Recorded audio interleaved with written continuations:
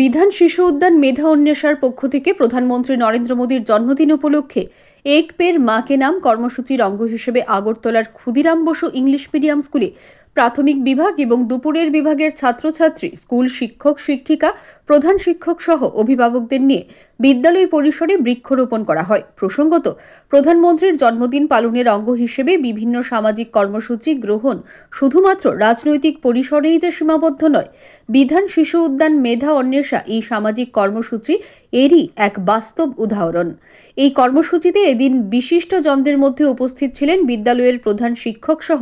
বিধান শিশু উদ্যান মেধা অন্বেষার রাজ্য কমিটির অন্যতম সদস্য পঙ্কজ রায়, পরীক্ষিত দে সহ বিধান শিশু উদ্যান মেধা অন্বেষার রাজ্য কনভেনার তথা বুনিয়াদী শিক্ষা দপ্তর থেকে রাজ্যের সমস্ত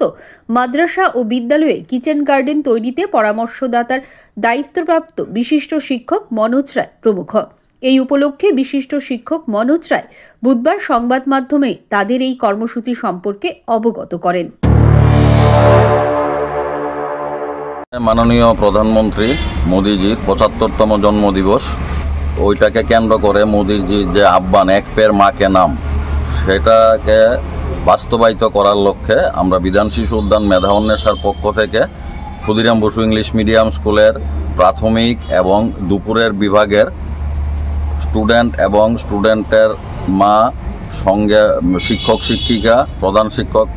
প্রধান শিক্ষিকা তাদেরকে সঙ্গে নিয়ে আমরা এক পের মা কি নাম বাস্তবায়িত করলাম।